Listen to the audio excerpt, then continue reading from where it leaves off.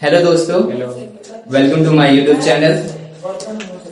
Class 10th में maths में हम जो कर रहे थे वीडियो बनाए, उससे आगे चलते हैं। चैप्टर 3.1 क्वेश्चन नंबर 6 समझेंगे।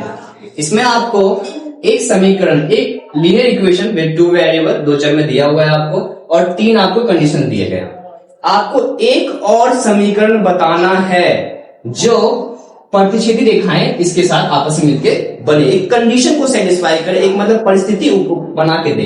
देखो, अगर मैं कहूं कि प्रतिच्छेदी रेखाएं, इंटरसेक्टिंग लाइन कब होता है, तो आपको ये पता होना चाहिए ये कब होता है। देखिए, जब हमारा कंडीशन बनाता है a1 by a2 does not equal b1 by b2। जब कभी भी ऐसी परिस्थिति आती है तो इसी को बोलते हैं इंटरसेक्टिंग लाइंस, प्रतिच्छेदी रेखाएं। इस तरीके से समांतर वाला कब होता है, तो a1 by a2 equal to b1 by b2 does not equal c1 by c2। ये इसका कंडीशन है। इस तरह से इस वाले का क्या है, तो c1 by a1 by a2 equal to b1 by b2 equal to c1 by c। तो ये हो गया आंसर। अब क्योंकि आपको एक समीकरण दिया है तो इसमें आपके पास वैल्यूज है। आपके पास a1 की वैल्यू है 2, b1 की वैल्यू है 3 और c1 की वैल्यू है -8। ये वैल्यूज है आपके पास। आपको क्या करना है, एक और समीकरण बनाना है ना। इसका मतलब आपको ये 2 वाली a2 b2 एंड c2, मतलब इस तरह के आपको वैल्यूज फाइंड करना पड़ेगा जो इसके साथ ऐसा कंडीशन को सेटिस्फाई कर दे, तो इसका आंसर वही होगा। ये क्वेश्चन किस में आपको देखने को मिलता है, एमसीक्यू में देखने मिलेगा। आपको एक समीकरण दे देगा, बोलेगा चारों में से कौन सा ऑप्शन बेस्ट रहेगा जो प्रतिच्छेदी रेखाओं का एक कंडीशन को सेटिस्फाई कर दे। हम बना सकते हैं, कोई दिक्कत नहीं है। आपको देखो क्या करना है, जो आपका एक नॉर्मली समीकरण होता है वो ax plus by plus c equal to 0, ये होता है स्टैंडर्ड फॉर्म। ठीक है, हम क्या चूज करने वाले हैं, हम a2 की वैल्यू लेने वाले हैं और b2 की वैल्यू लेने वाले हैं। ये सेकंड समीकरण है, पहला वाला ये है ना। ठीक है, तो अब क्या करेंगे, देखो ये क्या है, 2 है। अब अपने मन से यहाँ पे कोई भी वैल्यू ले लीजिए। लेट से मैंने काम किया 3x ले लिया, मतलब एक की वैल्यू मैंने 3 ले ली। ठीक है, अब देखो अगर मैं a1 by a2 देखूं तो 2 by 3 है, क्या है 2 by 3 इक्वल नहीं होना चाहिए। इसके लिए क्या करो, इसके लिए b1 की वैल्यू पहले चेक कर लेते हैं। b1 कितना है 3 अपॉन में, अब मुझे यहां एक वैल्यू लेनी है, मतलब b2 की वैल्यू लेनी है जो बराबर ना हो, इक्वल नहीं हो। अब देखो ध्यान से, अगर मैंने इस जगह पे 2 लिया तो ये दोनों बराबर तो नहीं है ना, कोई दिक्कत नहीं है, मतलब वैल्यू मिल गई। अगर मैंने यहाँ पे 1 लिया तो भी इक्वल नहीं है, अगर मैंने यहाँ पे 6 लिया तो भी इक्वल नहीं है। यही चीज आपको देखना है कि कैसी वैल्यू ले कि इस चीज को सेटिस्फाई कर दे। तो हमने वैल्यू ले ली, बहुत सारी वैल्यूज होगी, सिर्फ एक वैल्यू नहीं होगी, बाकी सब वैल्यू सेटिस्फाई करेंगे। ठीक है, तो बी की जगह पे वैल्यू ले लेते हैं। हम क्या लेंगे, लेट से 6 ले लेते हैं या फिर 2 लेते हैं। चलो 2 ले लेते हैं, तो 2y। अब क्योंकि डज नॉट इक्वल आ गया, उसके बाद कुछ भी ले की वैल्यू, कोई भी रियल नंबर ले लो, कोई दिक्कत नहीं है। मैंने काम किया प्लस में 7 इक्वल टू 0 ले लिया। तो मैंने ये समीकरण एक जो बना के दिया आपको, जो एक लीनियर इक्वेशन बना के दिया विद टू वेरिएबल, ये और ये आपस में कैसे होंगे, इंटरसेक्टिंग होंगे, प्रतिच्छेदी होंगे। हमने एक्सपेरिमेंट भी करके देख लिया। यही होता है तरीका हमारा कि हमने एक समीकरण निकालना है, हमें वो कैसा होना चाहिए वो आपको बता दिया कि ऐसा हो। तो आप चेक कर सकते हो 2 by 3 3 by 2 does not equal, तो आया, तो ये हमारा यहाँ पे आंसर हो गया कंप्लीट। अब देखो ये वाला कैसे निकालेंगे। आप वैल्यूज को देखो ध्यान से, आपके पास 2 है, इसमें तो आपको वैल्यू लेनी है। b1 की वैल्यू कितनी है 3 है, ये वैल्यू आपको लेनी है, बराबर नहीं होना चाहिए। c1 की वैल्यू कितनी है -8 है। ठीक है ना, तो ये 3 वैल्यूज आपको लेनी है, मतलब a2 b2 एंड c2 आपको लेना है। अब समीकरण कैसे बनेगा, ax plus by plus c equal to 0। ये हो गया linear equation in two variable, रेखिक समीकरण है लेकिन 2 चर में। वैल्यूज कैसे लेंगे, ध्यान देना। यहाँ पे अपने मन से पहले कोई वैल्यू ले लो। लेट से मैंने ले लिया 4, चलो 4 ले लिया। तो अब देखो यहाँ पे मैं 4 लिखूंगा ना, 4 लिखूंगा, तो ये क्या बना है 1 by 2 और बराबर है, मतलब यहाँ भी 1 by 2 बनना चाहिए। तो 3 by क्या लेंगे 6 लूंगा, 3 1 जा 3 और 3 2 जा 6 बनेगा। तो आपको इसकी वैल्यू पता लगी ना, साथ में x ले लेते हैं। ठीक है, ये ले लिया मैंने 6y। यहाँ भी क्लियरिटी मिल गई, मुझे कौन सी वैल्यू लेनी चाहिए थी। ओके, अब अगली बार में बराबर नहीं होना चाहिए। अब देखो बराबर नहीं होना चाहिए। अगर किसी बच्चे ने इस जगह पे ले लिया -16 तो ये गलत हो जाएगा, क्योंकि कट गया तो 1/2 आ गया ना, तो बराबर हो जाएगा, लेकिन नहीं होना चाहिए। इसका मतलब इसको छोड़ के तुम कुछ भी ले लो, कुछ भी रियल नंबर, कोई भी रियल नंबर दिक्कत नहीं आएगा। लेट से मैंने 2 ले लिया, तो प्लस में 2 इक्वल टू 0। ये जो बनाया है मैंने, ये और ये आपस में क्या बना रहे हैं, कैसा बना रहे हैं कंडीशन, समांतर पैरेलल बना रहे हैं। हमने एक्सपेरिमेंट करके भी देख लिया, आ रहा है समझ में? हाँ ठीक है। इस तरह से इस वाले पे आते हैं हम। सबसे पहले क्या करेंगे, वैल्यू रखेंगे। A1 की वैल्यू वहां से लेते हैं 2, इसको छोड़ देते हैं। B1 की वैल्यू लेते हैं 3, B2 की वैल्यू छोड़ देते हैं। C1 की वैल्यू वहां से लेते हैं -1, इसको छोड़ देते हैं। हमारा स्टैंडर्ड फॉर्म कैसा होता है, ax plus by plus c equal to 0। अब वैल्यूज हमें लेना है, ठीक है, क्योंकि सब इक्वल है, तो हमें ऐसी वैल्यू नीचे लेनी है जो आपस में कट होके सेम आ जाए आंसर, ठीक है ना। जैसे अभी यहाँ कर लेते हैं, कुछ ऐसा ही कर लेते हैं, एक काम करते हैं, या थोड़ा और चेंज भी कर सकते हो। लेट्स से यहाँ 8 ले लेंगे, कर सकते हो यहाँ पे, ठीक है। तो आपका क्या आ जाएगा, 1/4 आएगा। उसको पैटर्न को फॉलो कर सकते हो, ठीक है ना। मतलब ऐसी वैल्यू लेनी है जो पैटर्न को फॉलो करे, बराबर लाए, ठीक है। किसकी वैल्यू, इन चीजों की, ए बी और सी की वैल्यू ऐसी लेनी है आपको, ठीक है। तो वैल्यू बहुत ले सकते हो यहाँ पर, तो अपने मन से मैं एक ले लेता हूँ कोई भी, ठीक है। लेट्स से मैं यहाँ ले लेता हूँ 6, तो 6x। यहाँ पे मैंने क्या ले लिया, 6। अब देखो ये क्या आ रहा है, 1/3 आ रहा है ना। अगर कट करोगे तो, अगर आप कट करोगे 2/6 को, तो ये 1/3 आ जाएगा, 1/3 आ जाएगा। इसी पैटर्न को फॉलो करेंगे, देखो।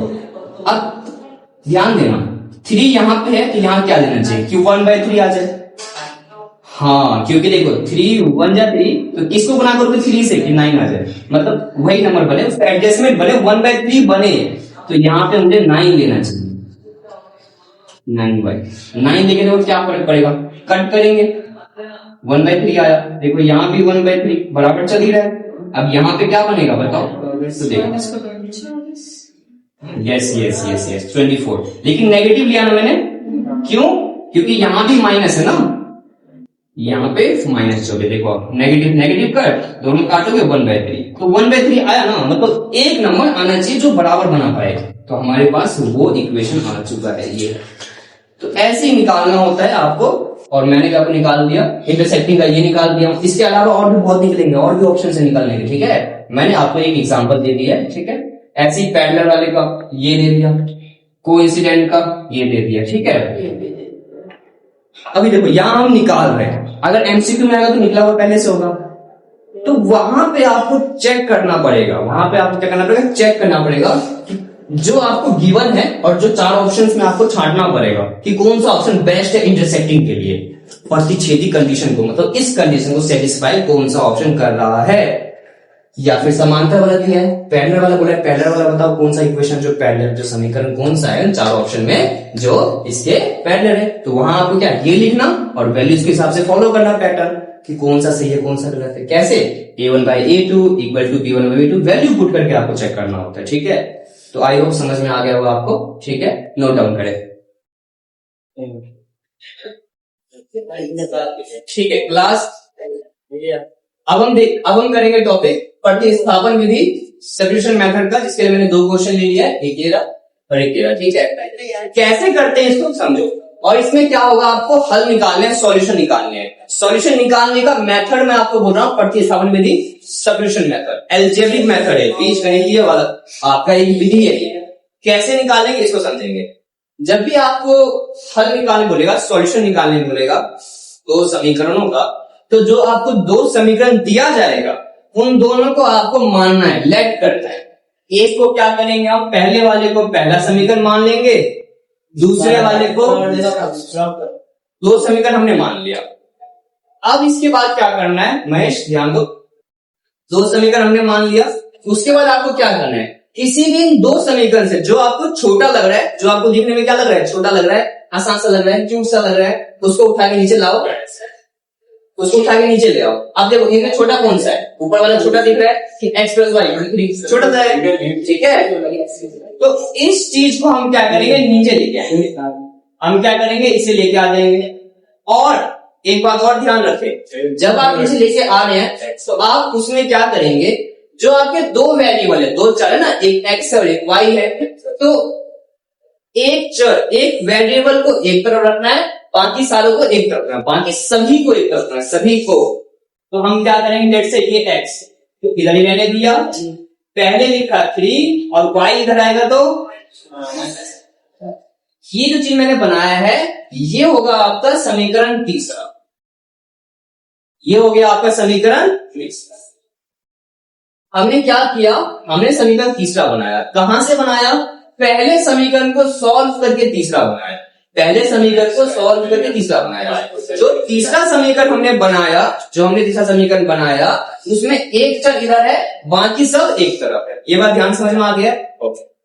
हमने क्या किया है, हमने तीसरे समीकरण में x की वैल्यू निकाल ली है। तीसरे समीकरण में क्या किया है, x की वैल्यू निकाल ली है, और वैल्यू क्या है, 3 माइनस वाई है, 3 minus Y.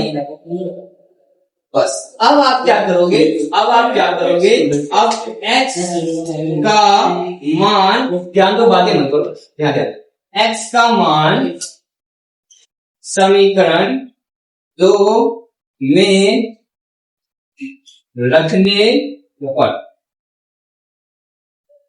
put the value of x in equation 76। देखो ध्यान समझो, गड़बड़ी कहां करते हैं बच्चे, समीकरण एक से तीसरा समीकरण बनाए हो अगर आप, मतलब तीसरा समीकरण मतलब यहाँ पे कि किसी एक वेरिएबल की वैल्यू निकालनी होती है। तीसरे समीकरण जब भी बनाओगे तो एक वेरिएबल की वैल्यू निकालोगे, या तो x इक्वल टू करोगे, या अपनी मन चाहो तो आप y इक्वल टू भी कर सकते हैं, यह आपका मर्जी, आपका डिसीजन है, कोई दिक्कत नहीं है। लेकिन जो समीकरण तीसरा बनाओगे, अगर पहले से तीसरा बनाए हो तो इसकी वैल्यू दूसरे में रखना, अगर दूसरे से बनाए हो तीसरा समीकरण तो उसको पहले में रखना, ये ध्यान रखना। मतलब तीसरा समीकरण जिससे बनेगा, पहले से बना है तो इसको हम क्या करेंगे, दूसरे में रखेंगे। तो मैंने वही लिखा है कि x का मान समीकरण 2 में रखने पर put the value of x in equation second. अब जो कैसे रखते हैं वैल्यू ये सीखो। देखो समीकरण 2 ये है ना, इसमें क्या करना है, मुझे x की वैल्यू रखनी है, ठीक है, तो ध्यान दो, तो 2 इंटू, यहाँ पे 2x है ना, तो 2 इंटू और x की वैल्यू क्या है, ये वाली वैल्यू है ना, 3 माइनस 1 रख दिया वैल्यू मैंने, कहां रखा, x की जगह पे वैल्यू रख दी, ये वाली, ये रही। किस समीकरण में, दूसरे समीकरण। प्लस में क्या है 5y, प्लस में क्या है 5y, बराबर में 5 है, ठीक है। इसको सॉल्व करेंगे, इसको सॉल्व करेंगे तो y की वैल्यू आएगी, इसको सॉल्व करेंगे तो y की वैल्यू आएगी, 2 दिया 6, 2 गुना ये करोगे 2y प्लस 5y बराबर 12। देखो 2y में से 5y कटेगा 3y बराबर 12। देखो ये 6 जो है ना, उसको इस साइड लेके आओ तो माइनस में आ गया, 3y बराबर 12 में से 6 गया 6, इसको इससे काट दिया, y की वैल्यू आ गई, y की वैल्यू आ गई, ये आ गया। अब इसी वैल्यू को समीकरण 3 में रखो, जो y वैल्यू आई है ना उसको इसमें रखो। तो समीकरण 3 क्या है, x बराबर 3 माइनस वाई, x बराबर 3 माइनस वाई की वैल्यू, तो x की वैल्यू कितनी आई, इससे क्या हुआ, हमने क्या करा, सॉल्यूशन निकाल दिया। इन दोनों समीकरणों का सॉल्यूशन क्या निकला है, x की वैल्यू 1 है और y की वैल्यू 2 है। ये क्या है, ओनली वन सॉल्यूशन वाला कंडीशन था और मैं देख लिया। चेक करते हैं y की वैल्यू, देखो 1 रखो यहाँ पर और y की वैल्यू 2 रखो, 1 प्लस 2 1 जमा 2 3, ठीक, पहले वाले का सॉल्यूशन है ना। चेक करते हैं दूसरे का है या नहीं है, 1 रखो यहाँ पर, 2 1 कम 2, ये 2 रखो यहाँ पर, 5 दूनी 10, 10 जमा 2 आ तो रहा है 12, मतलब ये दोनों क्या है, उसके हल है, सॉल्यूशन है, हाँ है, बिल्कुल है। ये हमने कंप्लीट कर लिया। अब किसका करते हैं, देखो अब यहाँ पे कोई भी एक समीकरण लोगे आप, कोई भी एक समीकरण लोगे और उसे क्या करोगे, तीसरा समीकरण बनाओ। सबसे पहले समीकरण 1 माना पहले को, दूसरे को 2 माना। समीकरण में एक काम कर रहा हूं, एक ही ले रहा हूं, एक से क्या बनाऊंगा, तीसरा समीकरण। कैसे बनाऊंगा, एक चर को एक तरफ रहने देना है, बाकी सबको एक तरफ। देखो अकेला x है ना, इसको इधर रहने देते हैं, x को इस साइड, बराबर में क्या है 5, ये 5, और इसको इधर लाया तो ये हो गया आपका समीकरण 30। अब समीकरण तीसरा हमने बना लिया ना। समीकरण तीसरा किससे बनाया? पहले वाले समीकरण से मैंने तीसरा समीकरण बनाया, क्योंकि पहले से बनाया तीसरा, तो इसे पुट कहां करेंगे? दूसरे में। जिससे बनाओगे उसी में पुट मत करना, सब गड़बड़ हो जाएगा। ओके, इसको कहां पुट करेंगे? दूसरे में।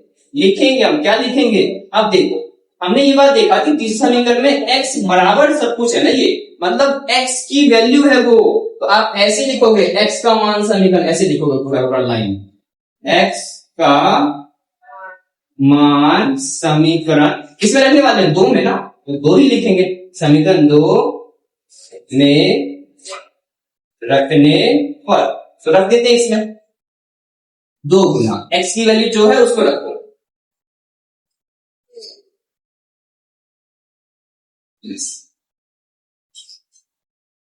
Plus 3y equal to 10।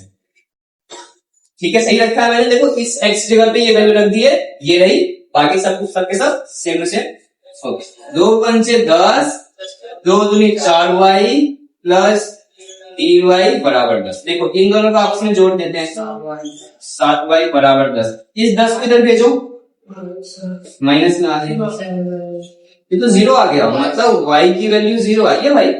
इसको अब क्या करोगे? इसमें पुट करोगे, x बराबर 5 प्लस 2y। अब y क्या है? 0 है, वो तो 0 हो गया, x की वैल्यू 5। चेक करते हैं आंसर, x की वैल्यू 5, y की वैल्यू 0। अरे 2 गुना 0 क्या होता है? 0 होता है। तो 5 माइनस 0 5 ही तो आएगा, सही तो है। अब यहां देखते हैं, 5 गुना तो 10, और ये तो 0 ही है, तो 10 जमा 0 10, तो दोनों सही है इसके आंसर। आंसर ये सॉल्यूशंस हो गए इनके। तो इस तरह से करते हैं। ध्यान एक चीज का रखना, जब भी आप सब्स्टिट्यूशन मेथड अप्लाई करोगे, प्रतिस्थापन विधि, 2 समीकरण जो आपको दिया होगा उसमें से एक को मानोगे, पहले वाले को फर्स्ट, पहला समीकरण, दूसरे वाले को दूसरा, दोनों में से किसी एक समीकरण से तीसरा समीकरण बनाओगे। तीसरा कैसे बनाते हैं वो सीखो। जो भी आपके पास चर होगा उसको एक तरफ, एक वेरिएबल, एक चर, या तो x को इधर रखना या y को रखना, बाकी सबको इसी तरह। ये हो गया आपका समीकरण। ये समीकरण क्यों बनाते हैं? हम एक चर की ना वैल्यू निकालते हैं, एक वेरिएबल की मान क्या है, वैल्यू क्या है। हमने यहाँ क्या किया? x का मान निकाला, कितना आया? a minus y. यहाँ x का वैल्यू कितनी आई है? y plus 2y। और जहां से निकाला वहां नहीं, दूसरे वाले में उसको पुट करना होता है। अगर पहले से निकाले हो तीसरा, तो दूसरे में पुट किया। ज्यादातर पहले से ही निकालते हैं, ज्यादातर तो आपकी मर्जी, आप दूसरे से निकालते हो। मुझे ज्यादा अच्छा लगा कि पहला इक्वेशन आसान था, छोटा सा इक्वेशन था, बड़ा एक क्लियर वैल्यू आया है ना, तो इसलिए आराम से हमने इसको इस वाले में पुट किया, सॉल्व किया, ये आ गया, और इसको तीसरे वाले में पुट करा, ये आ गया। सेम प्रोसेस यहां हुआ है। तो ये हो गया आपका सब्स्टिट्यूशन मेथड, प्रतिस्थापन विधि। आगे और क्वेश्चन डिस्कस करेंगे, आज के इतना काफी है, ठीक है।